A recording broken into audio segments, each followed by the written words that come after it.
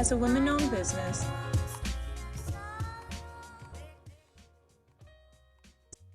Feingold Alexander is proud to support Women in Design and BosNOMA in their efforts to increase equity and diversity in the field of architecture. For over 50 years, we have worked with clients and organizations to push the realms of possibility to create spaces where communities thrive, the past is embraced, and the future is made. Head to our website to learn more. Feingold Alexander Architects.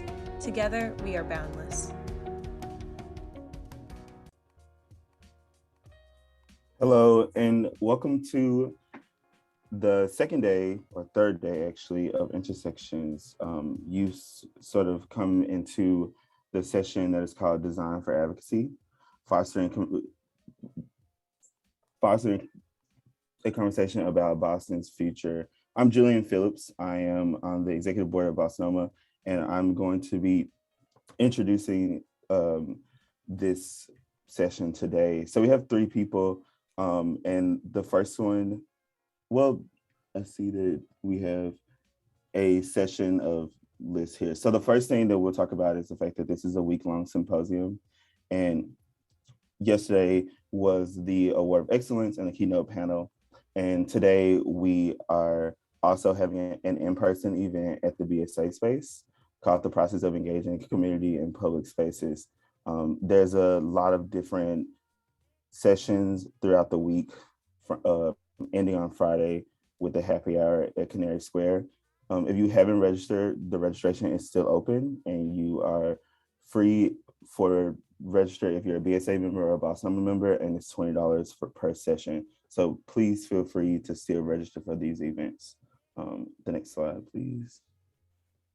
All right, so I think we've sort of gotten beyond the what to say, what not to say, what to do, what not to do in the Zoom session. But if you need a reminder, just please send a message to the BSA host through the webinar chat. Her name is Madeline Hikes, and her number is listed on the last section here. Also, if you have any questions, we're gonna try to do a really immersive Q&A at the end of this. So feel free to write your questions down while the presenters are talking, and then at the end of it, we will have a very robust Q&A. So please get your questions ready and put them in the chat.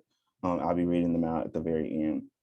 And then lastly, HSW credits are available for this session.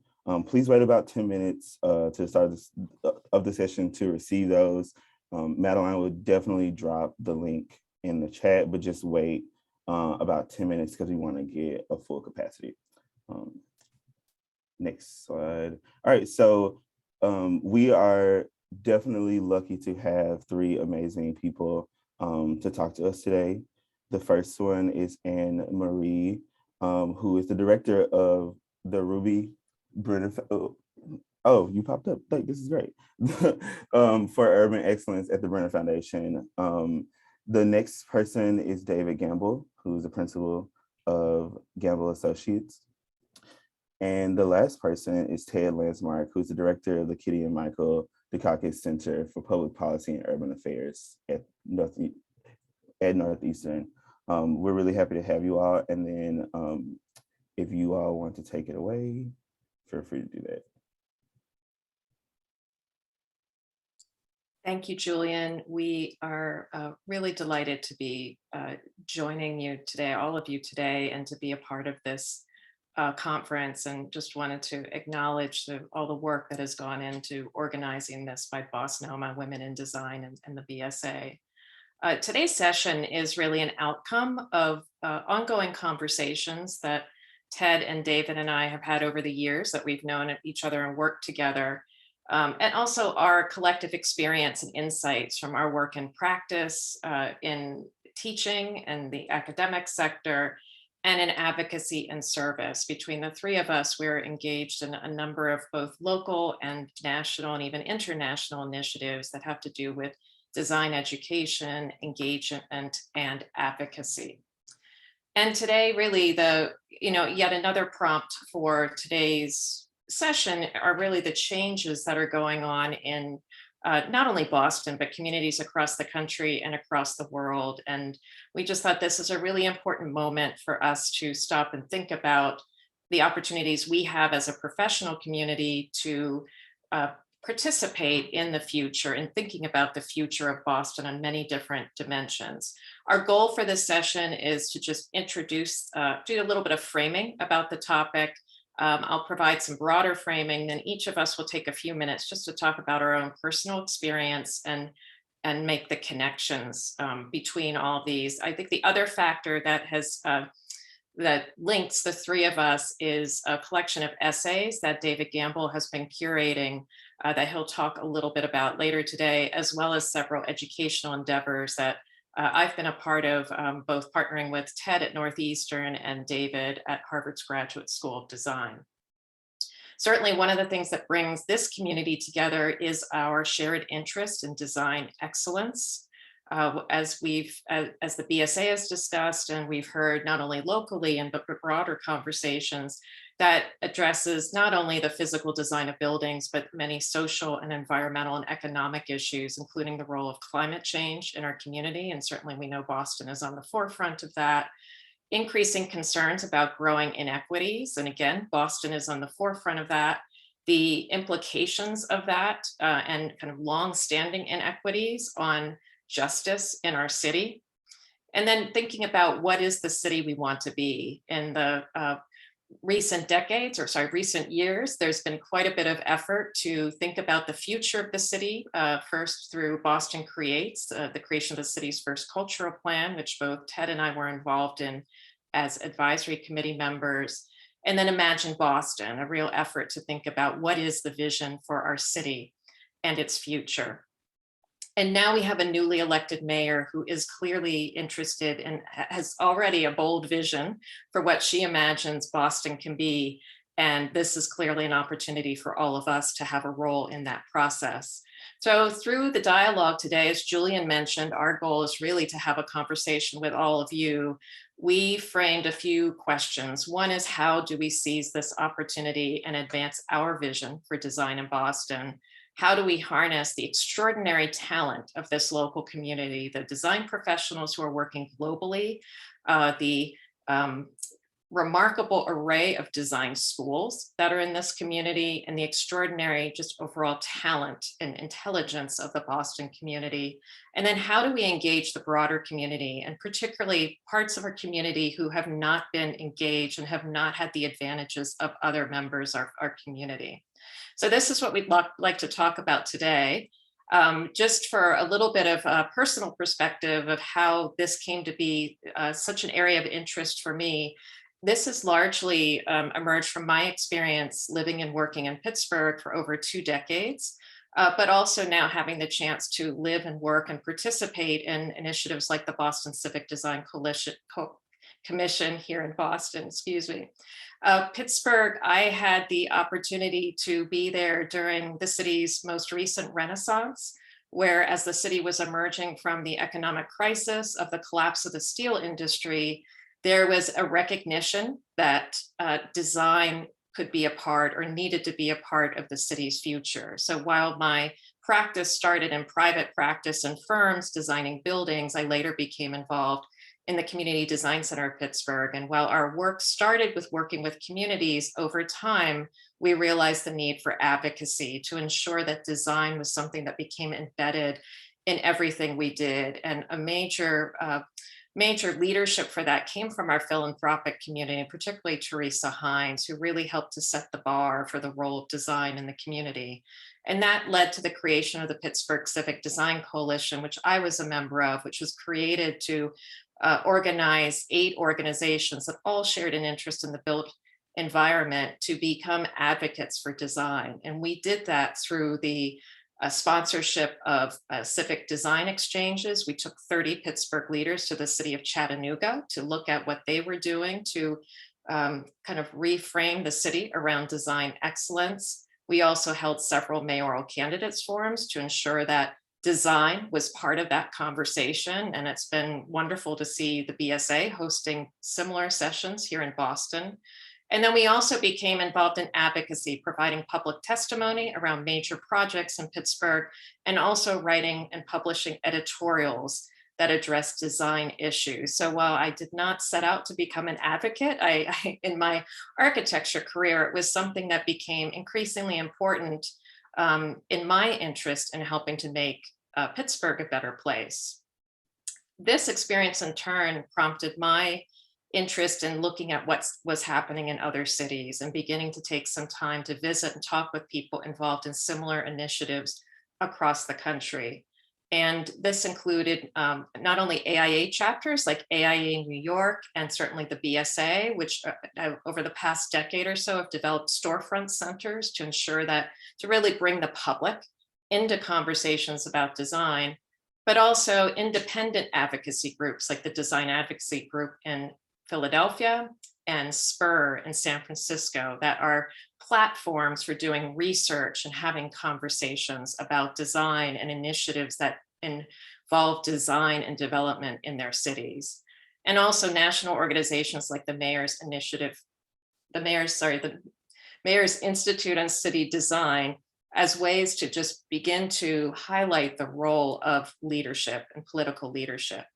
And then my most recent experience, my current role at the Rudy Bruner Award, has provided the opportunity to visit and see firsthand how design is affecting communities across the country. And one of the things that we've realized as we've looked over the past 35 years of the Rudy Bruner Award and our 88 winners are several common dimensions of our medalists. And that includes vision and leadership, collaborative partnership, engaging and empowering communities, anchoring projects in their own unique history and culture and place, and then leveraging design.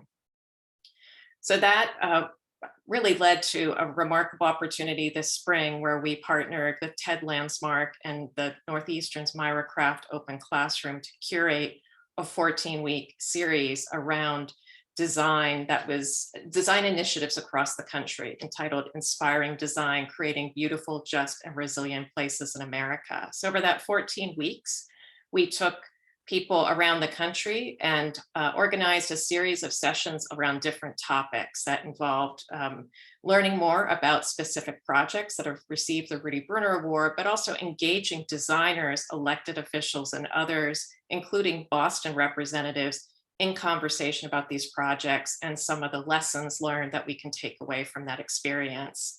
And those, we summed up actually the final session. Ted and David and I had a conversation about some of those lessons learned. And our takeaways included really the value of thinking bigger, the potential of bold aspirational ideas, creating conditions for coordinated action and innovation, the importance of social infrastructure and community engagement, as well as understanding and embracing history and all its implications on what is happening now, and of course, embedding equity into planning. So that's sort of my foundation for this work. I'm now going to turn this over to Ted to talk about your experience and interest in this topic.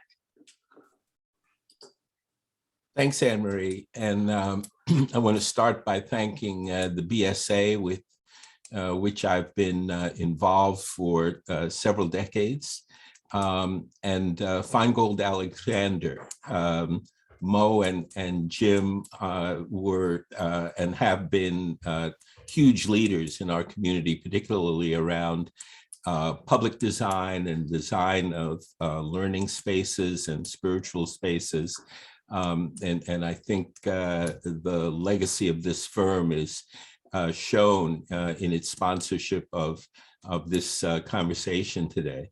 My own background comes from having studied law and architecture and coming to Boston to work at a law firm where I represented, among others, many of the architects and planners in town, and has been shaped over the years by my work with the Mayor's Institute on City Design and with the BAC, and now at a policy level with the Boston Planning and Development Agency, and with the policy school at Northeastern. And so I've been fortunate to have had opportunities to both work in the academic world and in the practice world, actually implementing some of the better and best ideas that architects, planners, and designers have come up with over the years.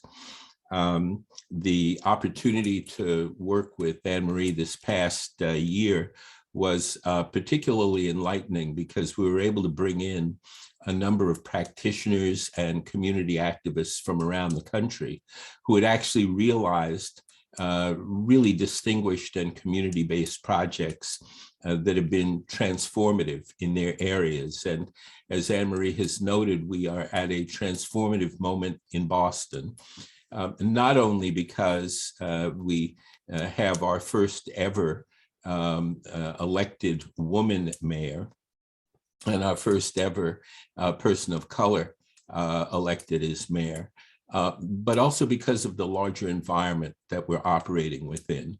A majority of our city councilors are new and have not served on the council before.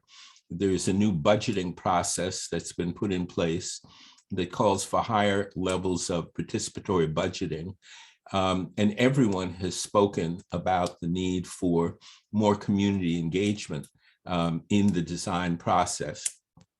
And based on my experience, that leads me to raise several questions, which I know we're going to get to talk about at some length today. The first is, what does it mean to be in a city that has elected a new mayor, where overall voter turnout was less than 25%? In fact, if one looks at ward by ward voter turnout numbers and the final result, one would have to say that our new mayor was elected basically with 1 out of 5 eligible voters support. That doesn't mean other people opposed her, quite to the contrary, I believe, but it does raise serious questions about what the role of community engagement is in a city where the community elected not to engage in one of the most important engagement processes that people have died for, which is to say, voting. The lack of participation is an issue when we talk about addressing community engagement into the future.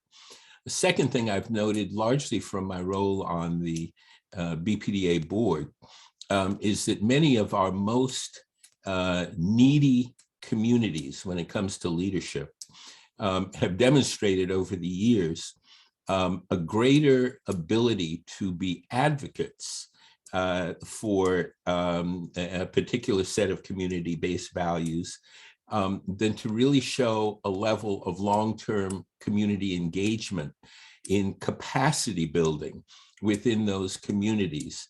And so what often happens is that outside developers come into the community, or well-known developers within the community rise up and follow a role of advocacy without necessarily assuring that the community is receiving the kinds of real benefits that the community would receive if there were the capacity available within the communities to build on those benefits that come in.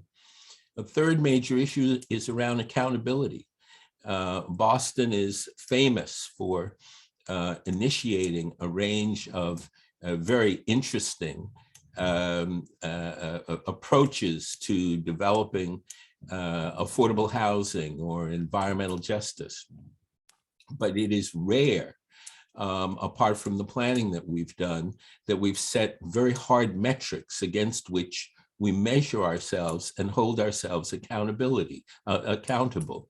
And that means that in a number of respects, our universities and our firms do wonderful independent creative work, but then no one holds us accountable 5 years later as to whether our promises have actually been achieved. And in the context of having a new mayor and new governance, we need to approach the question of how we hold ourselves accountable into the future. The fourth issue I would raise is around the role of the private sector. in creating Boston and in building the kind of infrastructure we have at this moment. Boston is a thriving city. It is a city where huge amounts of money are flowing in and through the city. Most of that money is coming from the private sector and not necessarily from the public sector.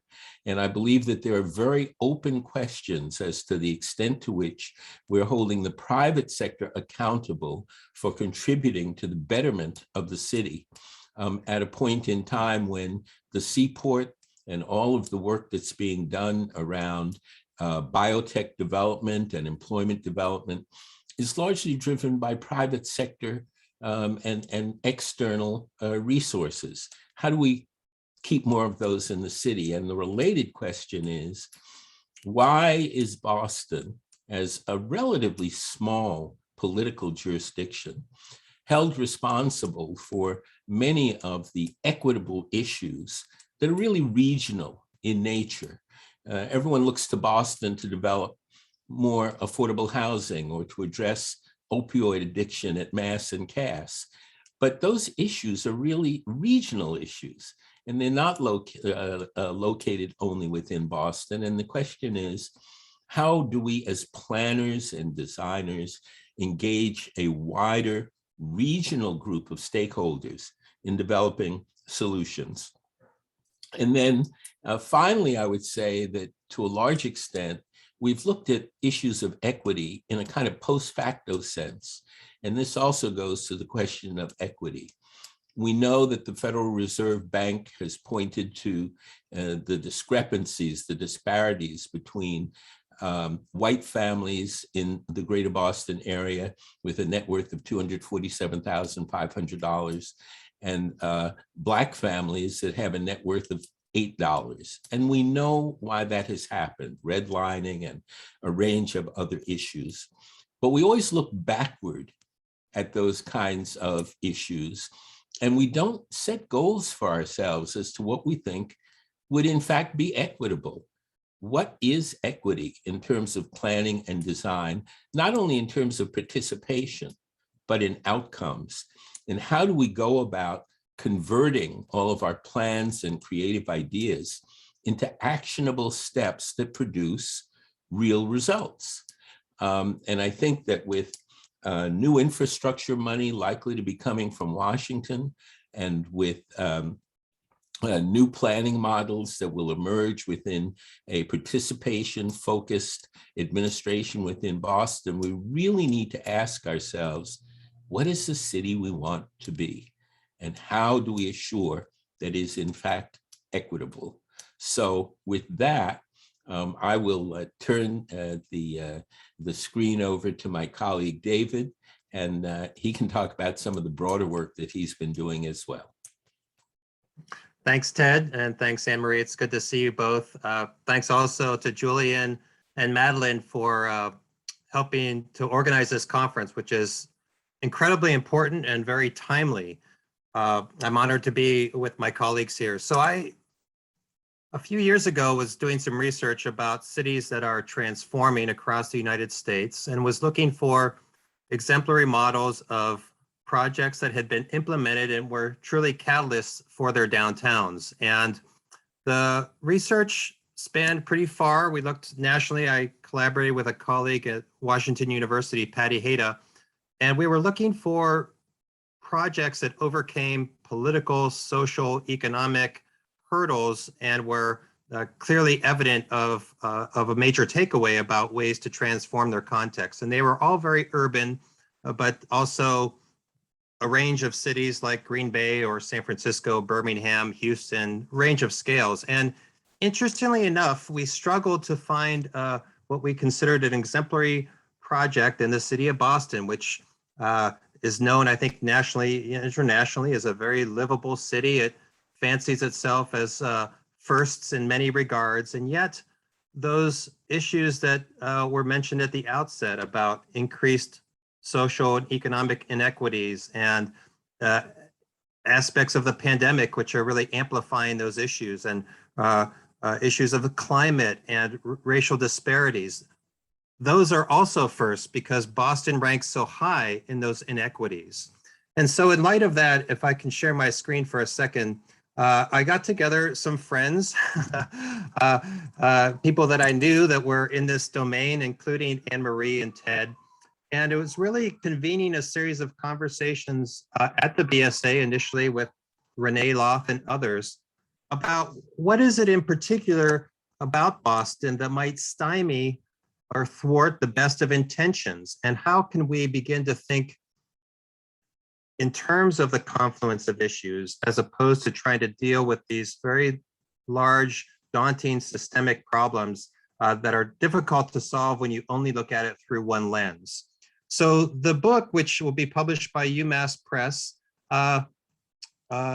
really is about not just how do you view a problem through one discipline, but rather what are the opportunities in their intersections. And I really applaud the conference title because it is in that wicked domain between scales, between areas of influence where I think novel ideas can arise. And so this diagram actually emerged from our colleagues at UMass Sustainable Solutions Lab, Rebecca Hurst, Rosalind Negron, and Antonio Rosidi. And so they were actually writing about resiliency, but interestingly enough, their research led them to thinking about the overlap of social resiliency and economic, ecological, and infrastructural resilience more than just how to guard against sea level rise. And I just wanted to show these kind of fascinating computer-generated diagrams, which were trying to distill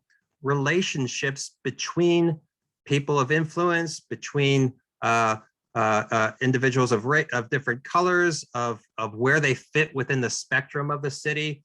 And there was something about that diagram, that network, which I think is so related to the city of Boston, which, as Ted mentioned, is actually geographically not very large, but has an amazing wealth of organizations, of people, of intelligence, of finance, and we need to harness that to be fully effective. And so these diagrams, and there were many of them, were really just looking at those intersections and how to leverage them towards a more superlative, equitable, beautiful city. And so the book is actually organized through 12 essays. And while some of the people who are contributing are friends, other ones I didn't know at all. And I was delighted to get to know them through their essays. And so they are also sometimes academics, sometimes nonprofit organizations, sometimes what I like to think of as reflective practitioners who are thinking about not just the issue of, let's say, Tamara Roy, about affordability and micro units and how to enhance the housing inventory in the city that desperately needs a wider spectrum. But the overall takeaway of the collection of essays is that, in fact, something like zoning, which Matt Kiefer is describing, how would you start from scratch if a city was to reevaluate the way in which development occurs, has a direct influence on something like affordability. And so these color-coded dividers of the individual sections are really thinking about not just leadership, for example, what Anne-Marie describes, and we'll talk about this afternoon, but rather how does that relate to other themes like mobility? And Alice Brown and Michelle Danila are imagining ways of measuring transportation that have much more to do with access than simply measuring levels of service on a road, that we basically are measuring the wrong things. Dan Adams and Marie Lott Adams imagining as greater development pressures occur in the city, especially along waterfronts, what does that mean for industries that really depend upon those regional transportation networks? And how can one begin to imagine a future where perhaps the relationship between development on the waterfront and active ports and industries can actually coexist more than be pushed out further and further to the periphery? That's where Andreas Svetsuk at MIT was actually trying to advocate more strongly for embracing the hub and spoke transportation network, and that we must, again, as Anne-Marie and Ted said, think bigger about the city of Boston metro area and the gateway cities and our underfunded but intact regional infrastructure that really is going to require much greater investment in order to harness the jobs and the people who are there at the regional scale. Ted, again, you'll hear from him this afternoon about ways to leverage these institutions and the private sector in more robust financing mechanisms to try to achieve these goals. And interestingly enough, 3 years ago, when this became an idea about a collection of essays, public health wasn't even on my radar. I'm embarrassed to say. It hadn't been, the COVID hadn't yet hit, and we hadn't really thought about the implications of public health, despite the fact that Boston, of course, has an immense concentration of health-related institutions. So Pilar Botina Martinez organized a conversation with healthcare providers. We have a great spectrum of perspectives about ways in which we can capitalize on this moment. Again, thinking about the impact of public space as it relates to public health. Arts as a way to express the diversity of the city, and Boston is, I think, still struggling with that, and how to think about art in a much more tactile and temporary fashion that can overcome some of the stodgy, it's a kind of a strong word, but stodgy impression of the city in terms of the arts community. And then lastly, and kind of most importantly, Imar Paris Jeffries and Marie Frances Rivera sort of convened another conversation around issues of equity in the city and how we really want to capitalize on this moment. I love the notion that there's an inflection point with the change in administration. I dare say we're in a post-pandemic world because it still continues apace, but that we use this crisis as a way to try to overcome the barriers that have stymied our capacity to actually effectuate positive change. So the manuscript is submitted. We're anxious to see it in print, and ultimately the goal is actually not to just have these essays sit on a shelf, but rather convene a series of conversations where the overlaps of themes are actually most pronounced. And what neighborhood partnerships can we leverage, and how do we engage the community in a discourse about the confluence of, let's say, affordability, climate change, and equity? And what are the ways in which we can try to really move the needle and make Boston as a superlative city as it aspires to be?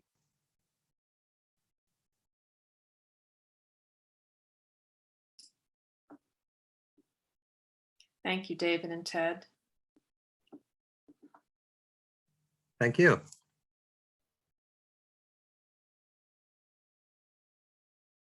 So I know we have a number of questions coming in from the audience. I think Julian, you were going to kick us off. Yeah, definitely. First and foremost, there's 3 levels to this conversation that are extremely, extremely important. The first one being policy, right? Second one being a collaboration effort, and like how we as architects or as designers or even firms as a model look towards and away from our profession. And being at the BSA and understanding that we are talking to a group of people under the Boston Society of Architects, my first question is more about the profession, right? Because we have been indoctrinated into a profession that sort of dictates how we decide the projects that we get on a business model, right? And a lot of the things that we talk about when it pertains to the environment, equity, all these things sort of go against that model some of the time, right? Especially for smaller firms, or especially for even larger firms who already have large initiatives. So in the grand theme of this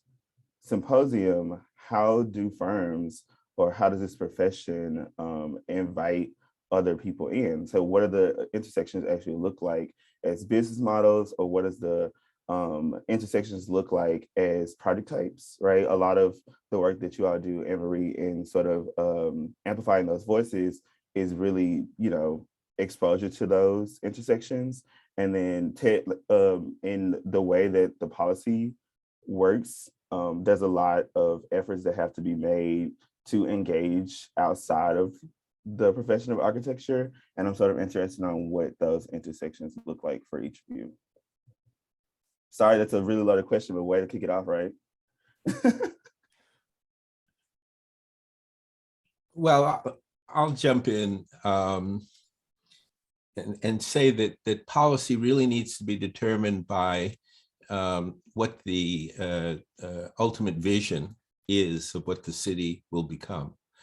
I think all of us on this panel have had experiences with cities that have undertaken, or communities that have undertaken large-scale visioning processes that have been driven not just by government, but at times by community organizations or chamber of commerce, or a specially convened visioning group.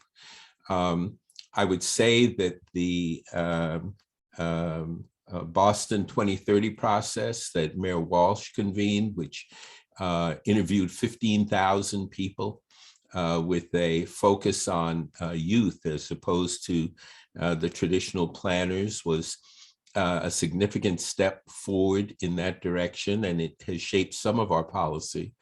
The challenge with a city like Boston is that, in fact, we are as dynamic as we are. We're not a city like a Milwaukee or an Akron or even a Dallas or a New Orleans, where everyone has been around for a long time, and where there is a clear set of well-entrenched leaders.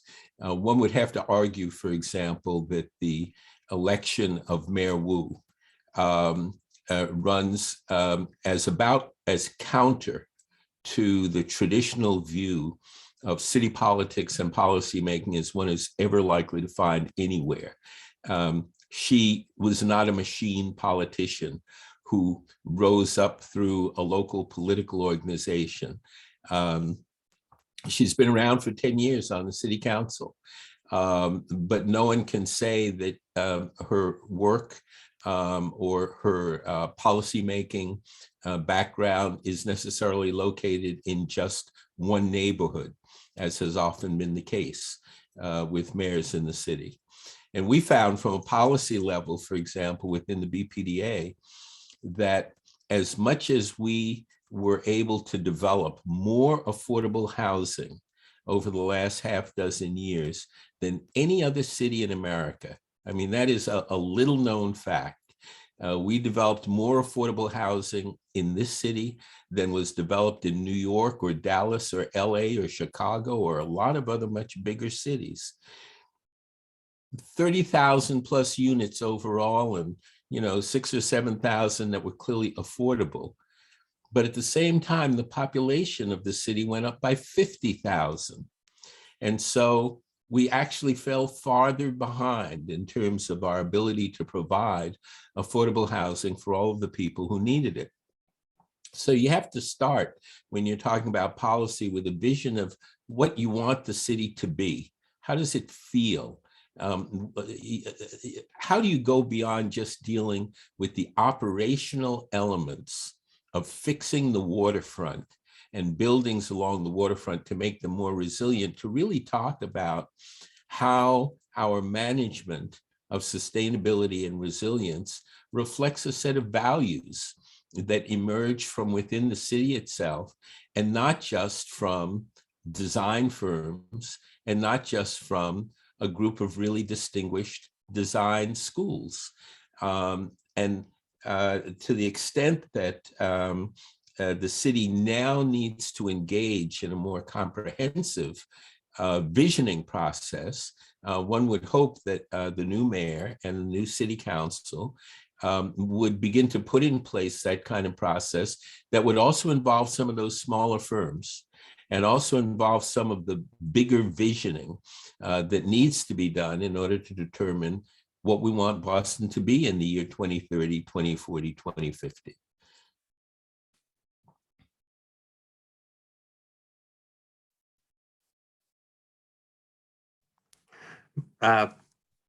My first job as an architect was in the attic of a small practitioner in Pittsburgh. And I remember him having a conversation with a client who called, and I'll never forget, because he was trying to explain to the client, why hire an architect? And it was great. And no offense, Ted, because he did this on lawyers. He said, look, when you go see an attorney or you see a doctor, you usually have a problem that you need resolved. When you go see an architect, you're thinking about the future and you're imagining something that's not yet there. And so I love the fact that architects actually are always thinking about the future. They're imagining a different trajectory. You have to be an optimist in some ways.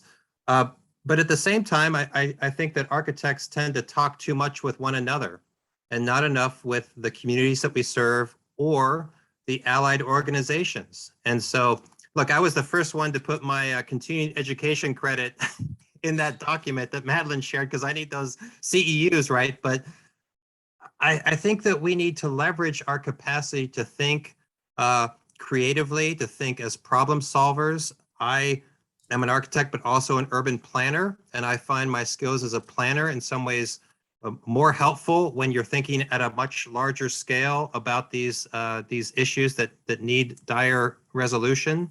And by that, I mean, how do we harness the APA? How do we make stronger alliances with the BSLA? There are so many other organizations that are thinking about these issues that we need to, I think, use the word architect as a convener, maybe more as thinking about process than an actual product that will, I think, amplify our impact. So you ask a good question, Julian, like what can the profession do?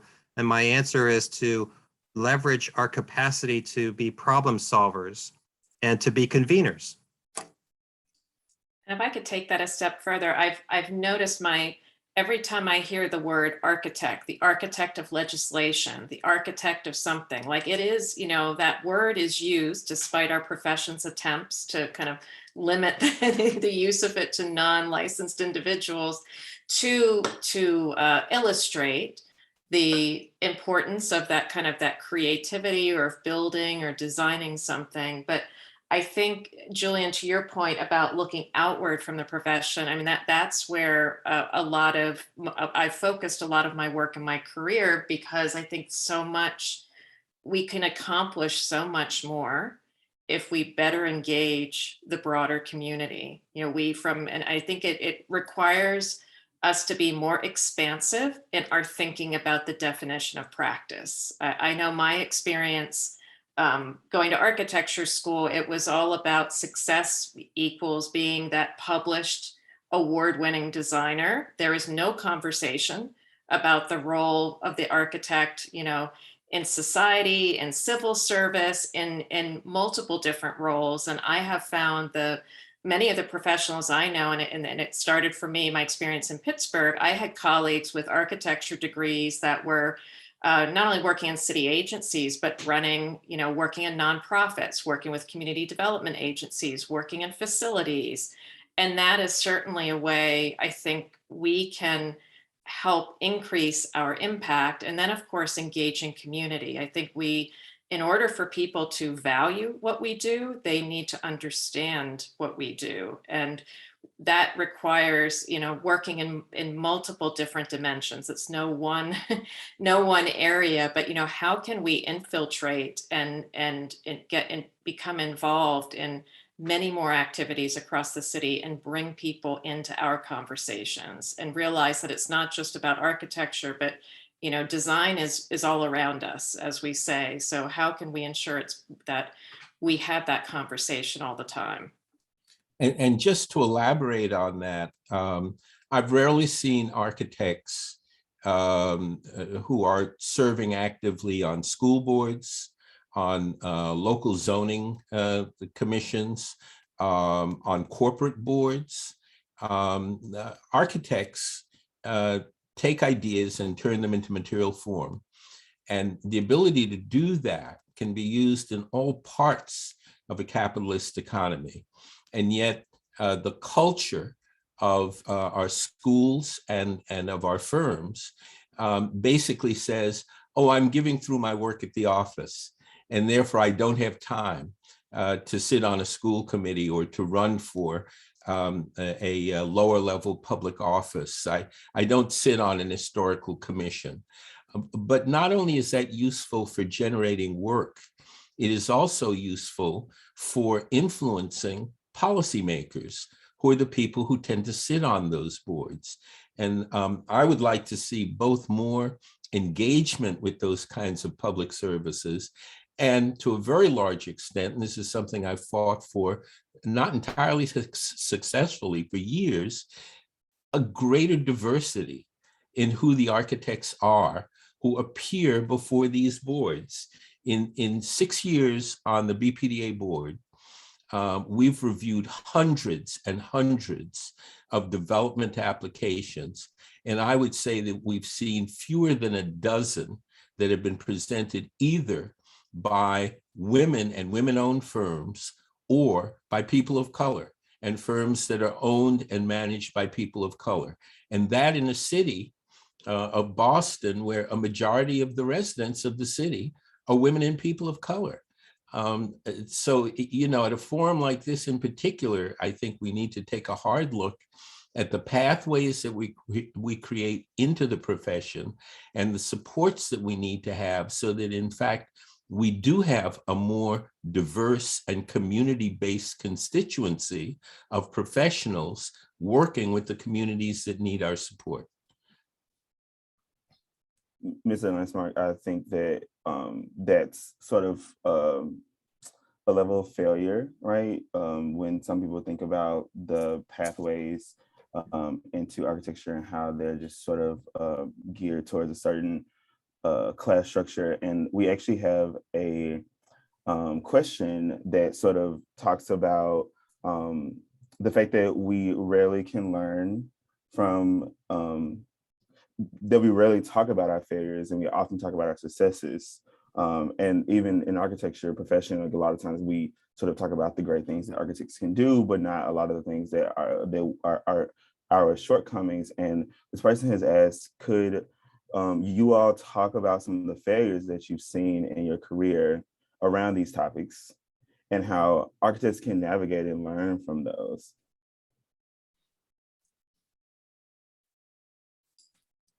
I can share one of my stories from Pittsburgh. I shared the stories of, or I talked about some of the public testimony that we provided in connection with some major projects in Pittsburgh, and we received some pushback from a mayor, not the current mayor, but previous mayor, in response to that, you know, we were seen as being elitist, because there were, you know, much more serious, you know, challenges in the city of Pittsburgh than the design of a riverfront casino or, you know, other projects. And it actually came to the point where it wound up, we had a longstanding contract with the city that was not renewed in response to that advocacy. And mind you, we were, you know, as part of the Civic Design Coalition at the Community Design Center, we had a very careful policy that said we were not advocating for or against projects, but we were commenting on them. And that really opened up my eyes to the role of politics in what we do. That, you know, our city had been fortunate for the previous 12 years to have a mayor who understood the role of the nonprofit community in the absence of city resources to properly fund planning, the role of nonprofits like mine and others to advocate for green building, riverfront development, community development. And that made me, again, recognize the role of politics in the absence of that conversation in our design education, that we really don't, you know, it's not part of the dialogue, and it is so critical to how we get things done and what we are able to do as architects.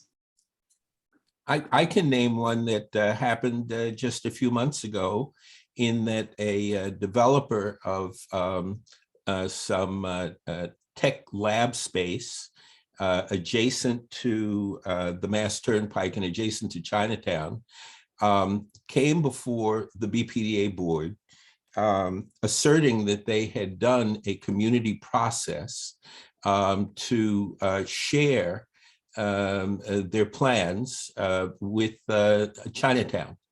it turns out that they held 2 or 3 meetings, but they held them in a different dialect than the Chinese that is spoken in Chinatown. And so the meetings were utterly ineffective, and no one knew what it was that they were trying to do. And for once, the BPDA board rejected their proposal and told them to go back and hold community meetings in the appropriate Chinese dialect that is actually spoken in Chinatown. And they did. And when they came back, they came back with a program that had been changed because of what community people said. And they were able to move forward, but they lost several months of construction time simply because they had failed to engage the community that lived there. And that kind of thing happens all the time. And increasingly, those of us in policymaking positions are holding people accountable about that and rejecting their plans when community participation is really only a box that they've checked rather than a real engagement that affects the quality of the project. Well, I don't think we have enough time for me to talk about all my failures, Julian, but you know, 2 things that come to mind briefly. One has to do with this notion of community engagement. And when I was teaching in Syracuse, I started a community design center because I didn't feel like the students actually had much exposure to the city in which they were working in Syracuse. And so we did a number of projects in marginalized communities that actually hadn't had much investment. And I think I underestimated how important it is for the education of architects to understand economics of what they're working on. And I don't think that we fully prepare our students to use that as a variable that you can become more creative the more that you know how much things cost and how to manage expectations. And that's I hope we talk a little bit about community design, you know, this afternoon, because it's such an important part of getting things done. And then the second thing is I had the pleasure of working with, I see Larry Chan here and Alex Krieger in Buffalo.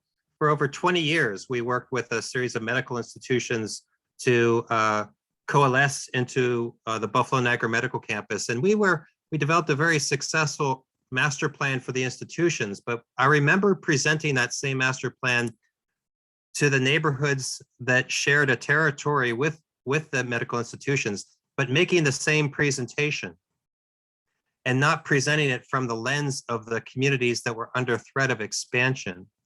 So the big lesson, and I remember that public meeting going very, very, very poorly for me, was always knowing that there's multiple constituents in the work that we do and bringing that to the forefront so that we're cognizant of what we might think as a catalyst also has potential unintended consequences for other people in that orbit. So just being aware, I think, of always of who our clients are, but also the impacts that our work has on those communities. Yeah.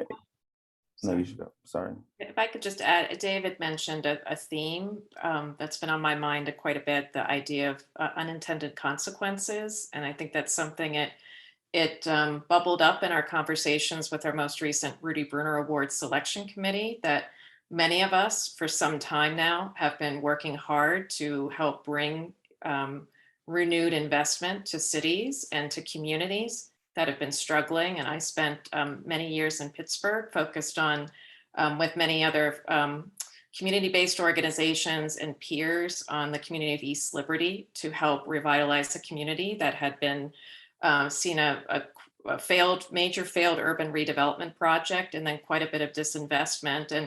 And the planning strategies succeeded, and they succeeded so much that the market changed on a dime. And this was in a city that for years people could not imagine. They would say, don't talk to us about Boston or San Francisco or other cities. We're not that market.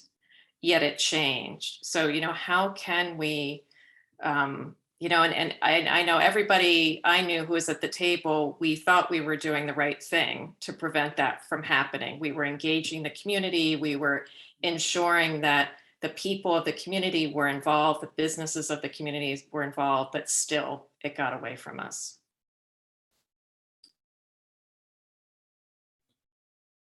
I was sort of shocked at the fact that, even though these are fairs that y'all are talking about, the biggest thing is they're different in scale and size.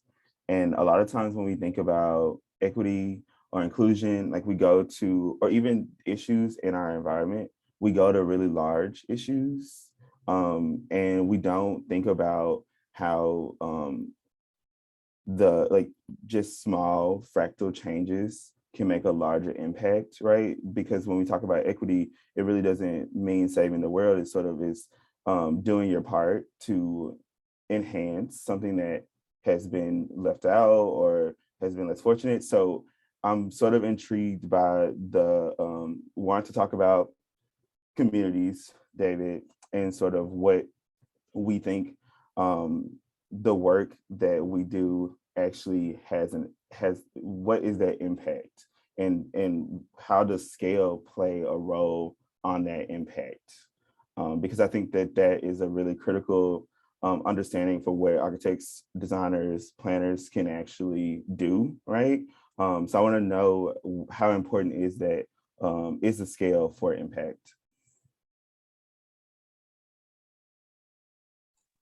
Well, I certainly think that scale is an essential component of design. I think a lot of us learned, particularly through COVID, of the importance of working at a scale that increases health, that addresses issues of public health in particular. I think there's a renewed emphasis right now on 15-minute walkable neighborhoods that inevitably could have the effect of bringing community-based schools back to communities in a way that would not only make for healthier social communities, but would also reduce the amount of pollution that's being put out by diesel buses cruising around town all morning and all afternoon. Scale matters a lot. And when one asks the fundamental question of what the scale of a particular community is or should be, then you can get into a visioning process with a community of that scale in a way where the community stakeholders become learners and really become individuals who are empowered to make decisions for themselves after we as planners and architects have left. And it's precisely that kind of intentional capacity building within communities that too often is left off the table. We work for the immediate client, whether it's a public or private client, without always taking into effect what the longer term implications and capacities of the communities themselves may be. And what I found is that we're often very surprised at how many assets a community can bring into the planning and design process, not only in terms of ideas, but in terms of the energy that enables our projects to really become sustainable and resilient over time. And the last thing I'll say on that is that there's some interesting work that FEMA, of all people, have been doing as they realize that as they invest in post-disaster areas of the country, their investments in human and social infrastructure tend to be more effective for the long-term stability of the community than is their investment in capital infrastructure. It's more important to build capacity in the people in the community than to simply repair a bridge. And I think that goes to the fundamental question of who we're really working for and what it is that we as data-driven people can bring into the planning process that shares with communities our expertise in a way where they can then do that work for themselves into the future. Yeah. The one common thread I think that Ted, Anne-Marie, and I all talked about just in our short introductions is this need for a regional perspective. And certainly if we look at sea level rise, that cannot be addressed on a parcel by parcel basis, really. It needs wholesale systematic thinking that is, financeable, actually. And yet at the same time, I think your question about where can we be most impactful might not be at the regional scale, but it might be on the more local scale, engaging those communities and, in direct conversations that can demonstrate a few wins right off the bat and may not require $1 billion infrastructural investment. So when I think one of our great capacities as designers is to think across scales. So when I think about a bold and visionary plan, I'm also imagining the incremental and judicious decisions that can build up over time in order for us to get there. Or when I think about kind of the regional scale, I'm also imagining how do we as designers, planners, help overcome the parochialism about density and where density needs to occur near our transit so that those areas can leverage the transportation networks and maybe alleviate the development pressures elsewhere. Or even if you're a consultant and you go to a city that you don't know, this happened to us last week in Rochester, Minnesota, there's a benefit to having a national or a kind of a global view about development that doesn't get mired in the specifics of a local place. And so our capacity, I think, also to think about, and Anne-Marie at the Rudy Bruner Foundation, all of their award winners are, I think, interesting models of projects that have been successful on many levels, very different from one another, but as a compendium of work, it's a remarkable, I think, resource that we as designers need to know more about, but also how those projects can apply to more localized conditions, and that there's always a certain translation. So I guess the point I'm trying to make is to, especially today in this such a polarized environment, is to understand that there's two poles, but there's also a spectrum of solutions that reside in between. I think another theme that I want to touch upon is this role of community engagement and community design, because I think that, these are big issues, existential issues that we're addressing, like climate change, and absolutely we need to be working at, they require large scale interventions. But I think one element of engagement is helping people understand, how it affects me, helping people make that connection on a small scale level. So I think that's where that investment in social infrastructure, which is one of the hardest things to fund. It's one of the hardest things to fund as a nonprofit. It's just to get that ongoing operating support to kind of invest in time working with other people. But that's where in my, over a decade at the Community Design Center of Pittsburgh, that community I referred to before, East Liberty, one of my proudest accomplishments was over more than a decade of working with them by supporting individual development projects. That community development organization developed their own skill set where they got to the point where they said, we don't need your technical assistance. We've got this, we understand how to do it. And they were able to advocate, with elected leadership. They were able to advocate with national developers and funders to secure resources. But that took time. That wasn't a 1 year, most of our funding cycles and most of our election cycles are just a few years. And that kind of change takes consistent, a long-term patient capital investment to enable that to happen. Yeah, I think Mayor Wu will have some very interesting challenges in these first 6 months of her administration, because with more than half of the city council being new, and now having a new power of participatory budgeting that will give individual councilors more say in how the overall budget is structured, you're going to have a number of councilors who will feel immediately that they have to advocate for the districts that elected them, and will have to come home with very specific demonstrable projects that are beneficial to their districts. That's inevitable. But as Anne-Marie and Dave have pointed out, a lot of these projects have to have a scale that's larger than that. You cannot do waterfront resilience by just focusing on East Boston and not also focusing on Columbia Point, on Harbor Point. And you can't do any of that without bringing in Quincy and Everett and Lynn and Revere into a planning process. So any mayor, and particularly this one who's run on the basis of wanting more community participation, is going to have to balance what it is individual new councilors are demanding for their districts against what is beneficial for the region, with the city at the center of that region. And that's going to require, I think, a lot of architects and planners to come together to help underline the importance of regional solutions to what are basically local problems.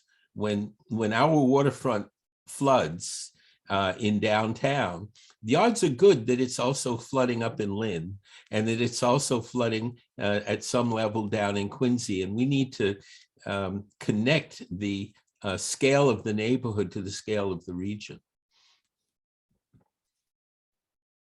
Early in our conversation, someone asked a question about regional issues and just pointed out how critical they were. Their question was, how can we address regional issues from climate change to poverty to homelessness, etc., when the government / legal services, structures have fixed boundaries? We'd be better served by a regional government in urban core.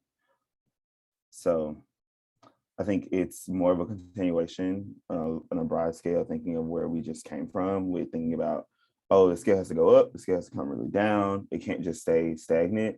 But what are those government and legal structures that have the fixed boundaries? And then how do we sort of look around that, or even like find loopholes? Because I am an avid loophole finder. But how do we do that?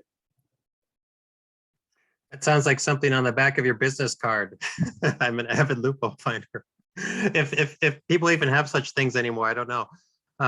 Well, great question. It also makes me think about issues of resilience and how political boundaries don't really matter at all. It's really a watershed scale, and that the water isn't going to look at boundaries either. I don't have a good answer, frankly. I see some representatives from MAPC here, Josh Fiala and others, and I think it's greater coordination.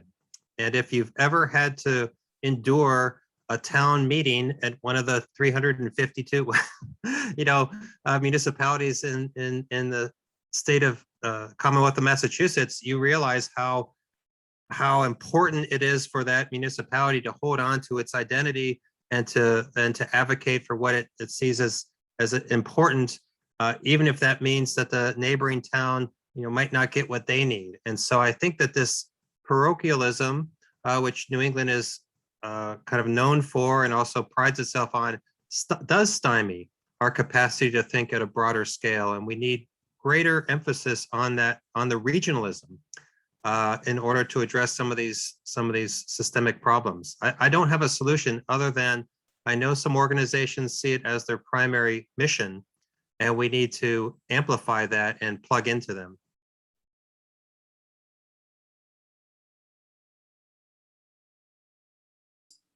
I guess one example that comes to mind, albeit it's not technically regional, but the redevelopment of Pittsburgh's riverfronts was not an outcome of a municipal initiative. It was not a municipal planning initiative, but really was an outcome of civic leadership coming together to say, as our city and the use of our rivers has changed, how do we ensure access to those rivers? So I guess not unlike some of the initiatives around Boston's harbor, but in that case it led, and Alex Krieger was involved with some of the early visioning with that. But, again, over years of investment and kind of patient coalition building, there emerged a coalition of people and organizations that were committed, that helped to engage the community in the creation of a vision that ultimately has become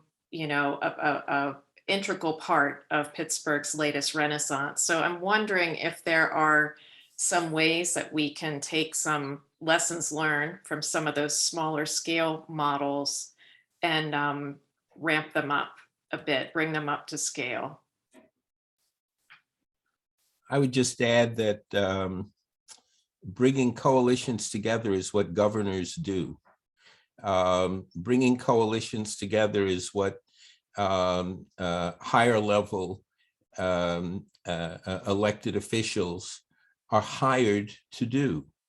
You expect a mayor to try to bring together neighborhoods.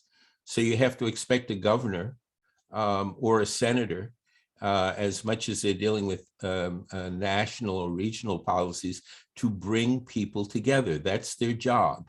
And, you know, one can like or not like, for example, the Big Dig or the Southwest Corridor work as examples of the kind of development one might want to see, but neither would have happened had it not been for a governor making the decision that it was important to bring disparate communities together. And that's about sitting down with local leaders and negotiating the various costs and benefits that accrue to local communities based upon larger regional solutions. And one way or another, over the course of the coming year, during the upcoming governor's race, that is a question that designers and architects and planners have to raise with whoever is running.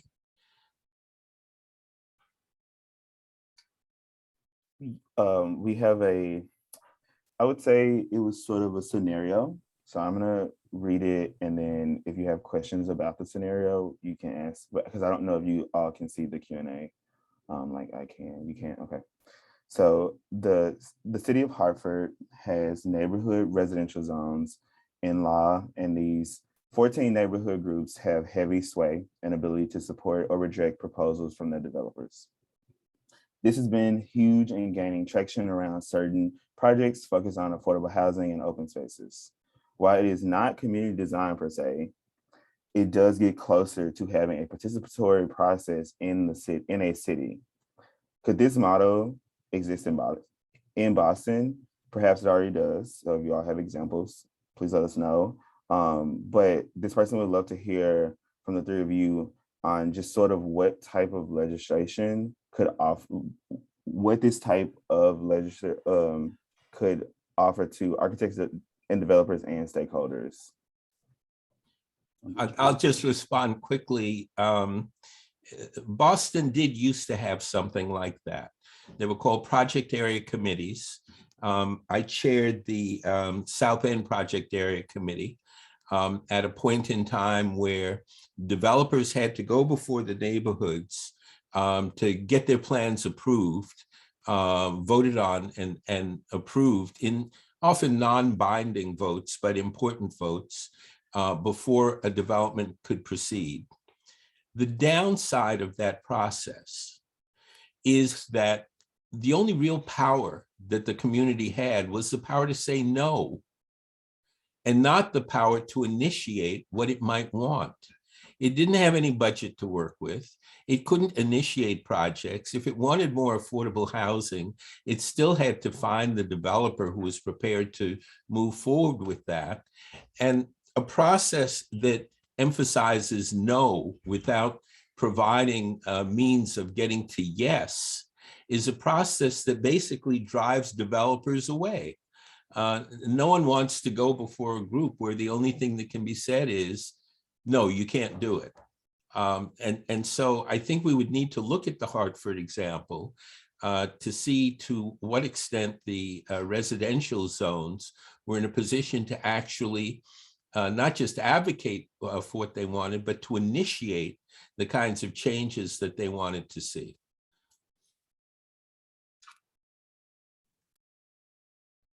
Yeah, I'm also not familiar with the context there, but I feel like the more that designers understand those regulatory frameworks that enable or not things to advance, the better they'll be. And especially when you start talking about zoning, which in Boston is a patchwork, right, of negotiation more than anything else, it requires nearly every project to go through a very arduous, time-consuming approval process. So the city does have its comprehensive plan, and I know the BPDA is now looking at individual neighborhood plans, which are drilling down the overarching comp plan to the local context, and they've done a number of them already.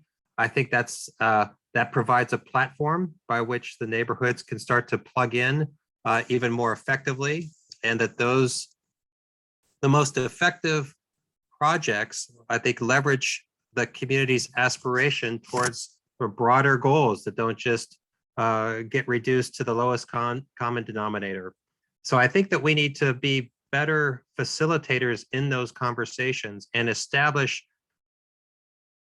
objectives at the outset before projects come, as Ted said, before they require a yes or no vote, so that we can enable projects to happen in a way in which communities are sort of already poised for collaboration, and that just requires more engagement and not less. So I think clarifying expectations, and in some ways maybe even accelerating the approval process, which will enable a greater diversity of development partners to come to the table and to want to work in these communities.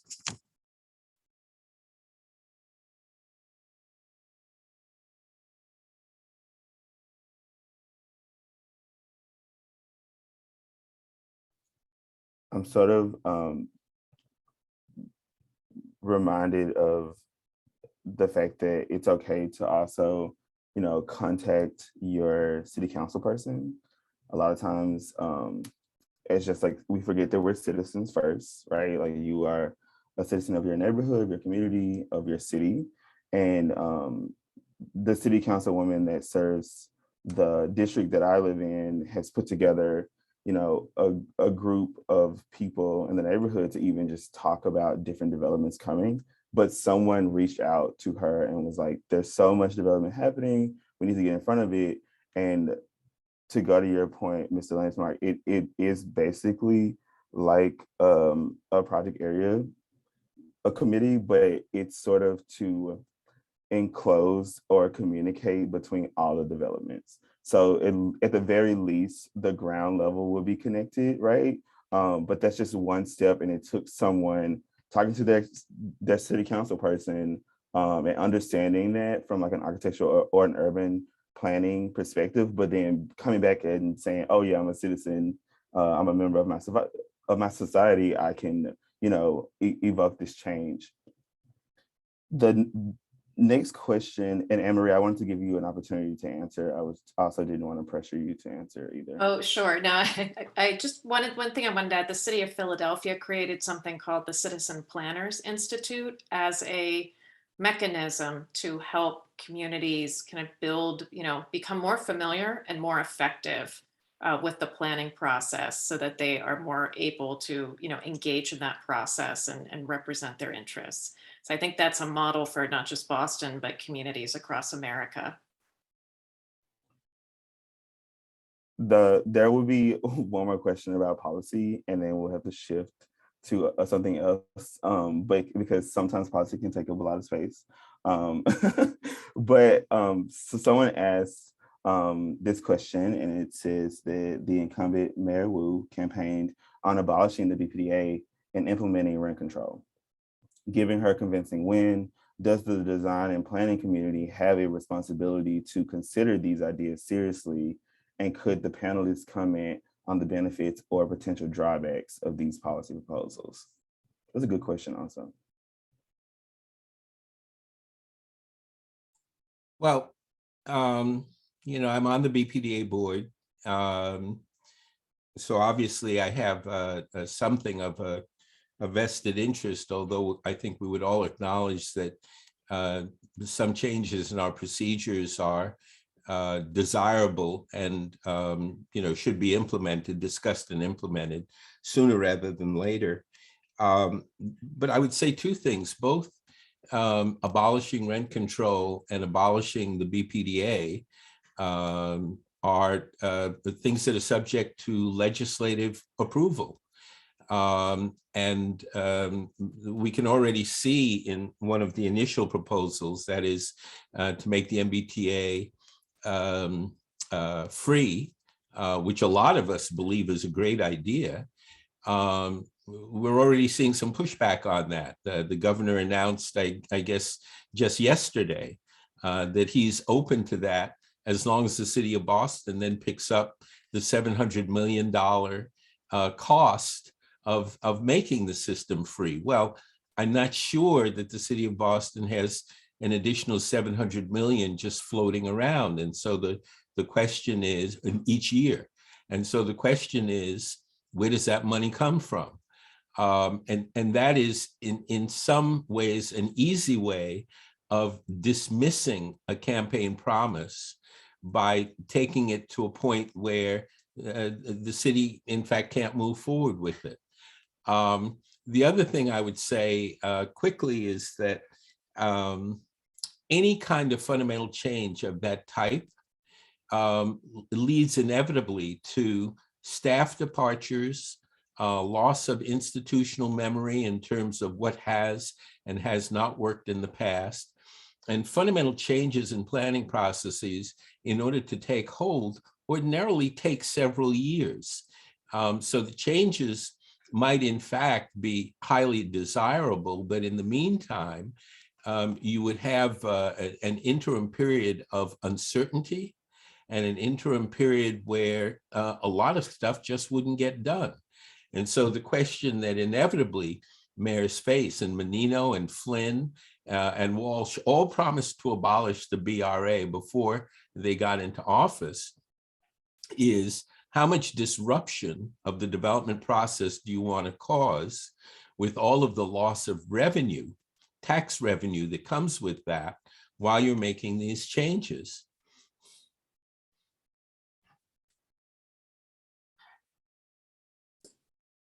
And I would add, just alongside that, understanding, to abolish it, the BPDA, which I'm most familiar with, is a big step.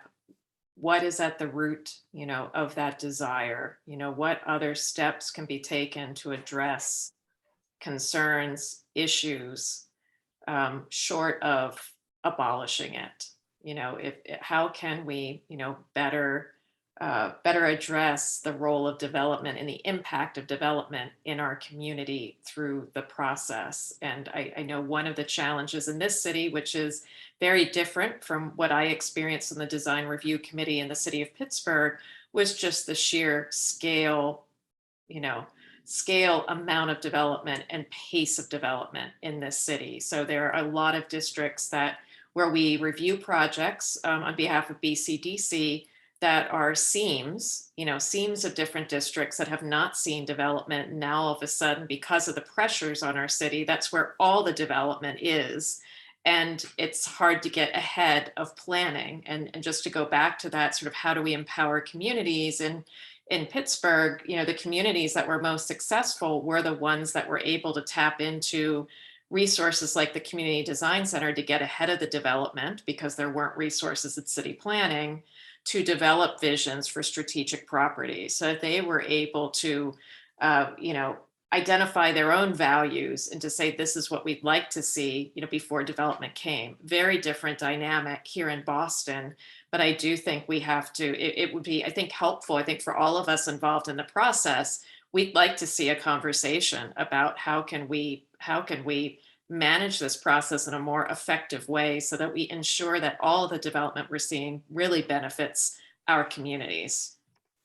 Yeah, and I would just add, Julian, as I'm looking at you on the screen, I don't know who made the graphic that's behind you, the poster, but I think it's brilliant, because it actually, the coloration that's going on the region are in all of those neighborhoods, around the core. And I think if, Boston's great potential is to really leverage, sorry, I didn't mean to make you move, but it's like a halo, that arc around the city behind you. But if we can leverage the diversity of the neighborhoods, and the city does fancy itself as a collection of neighborhoods, if we can leverage that, if we can engage those communities in helping to shape their futures, it'll get away from this notion that it's got to be in, that the development's got to be in the core, and that there's so much richness in Roxbury and Lynn and Lowell and Springfield. You know, there's so much richness and legacy infrastructure there that we can leverage. The better off we'll be in the future. You know, I think that in the creation of this graphic, it was actually pretty well thought out, and those were definitely intentional. Just because a lot of the times being an American professional and being involved in BosNOMA, I sort of recognize, and we all recognize, that a lot of people are from different places that come into Boston, whether they live in proximity to Boston or they're from an international country or they're far away, but still have to operate as an emerging professional in the city of Boston, in the greater Boston area, right? So someone asked who, I don't know if they're in this experience right now, but they just wanted you all to shed a light on, they wanted to shed a light on another DEI shortcoming, which is sort of the inability to mentor BIPOC or Latinx interns, so people of color or minorities, as up and coming leaders and managers. And if you all could just share advice or success stories to inspire attendees in this webinar.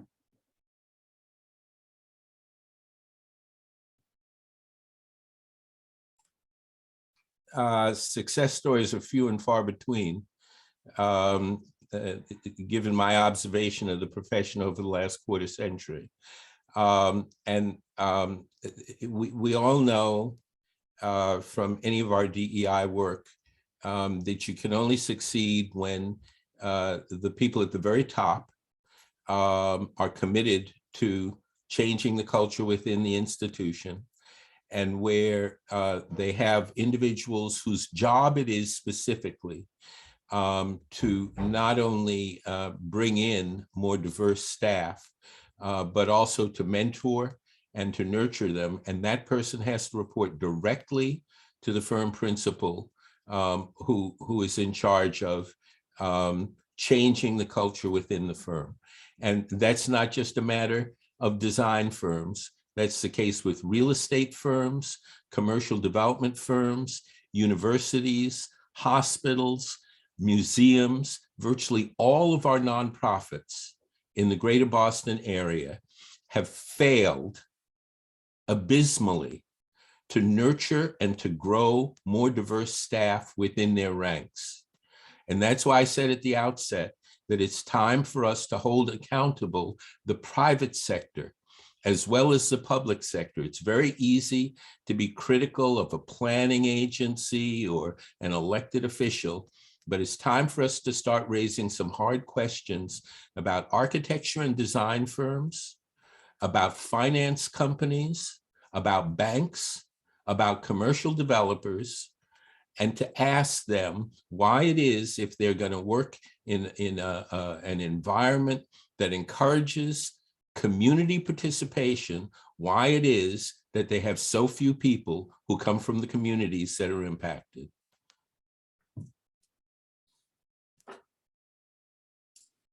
I think also, Julian, I think you mentioned earlier, just how do we increase the pipeline for professionals into the profession, and the opportunities to practice in different roles within the profession. I know in Pittsburgh, that was in community development, we talked quite a bit about the absence of people of color, people who looked, who were from the communities in which we were working, largely because there were not pathways to those professions within those communities. So how do we also create opportunities through some of the programming we do at organizations like the BSA, but also opportunities across the board in different organizations and businesses?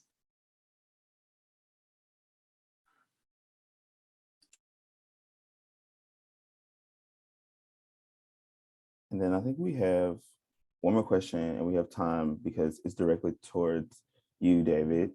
And that question is, you mentioned wicked domain of intersections earlier, the wicked domain of intersections, and how in sort of where, let me make sure I'm answering the question correctly.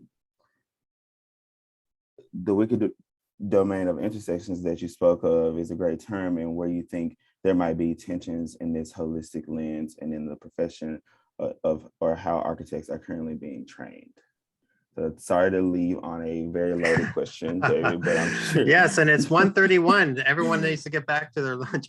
You know, I actually don't even remember saying wicked domain, but it's a much better title than unconventional conventions. So I may use that instead. I just think that our desire to carve out territory really thwarts our greatest potential, which is to leverage conversations like this, actually, that taps into other networks. And in fact, it's that network in a city the scale of Boston, which has such a great philanthropic sector, as Ted says, such a great private sector. There's so much potential. We really need to talk more and convene more to amplify those relationships. So there are tensions, and I would say that's territoriality. What a great way to end. And I just want to say thank you to all three of you. This is really lovely. And I think that thanks also to the participants, I hope all of you all definitely got a lot out of this. And remember, we have a slate of other sessions after this. So one tonight in person at the BSA space called The Process of Engaging Community in Public Spaces, with the moderators and the panelists on the screen now. If you have any questions, please feel free to email Madeline. I think that her email is on the website. If you haven't already had to reach out to her. We're looking forward to seeing everybody. And once again, thank you so much, Anne-Marie, Ted Landsmark, and David Gamble. Also keep an eye out for David's book. I think that the title is in the chat. With David, if you want to send us out with what the title is and that would be great, because I've read your other book and it was really good. Wicked domain, to be determined. Right. All right, thank you so much. Thank you. Thank you. Thank you, Julian. Yeah, this is wonderful. Be well.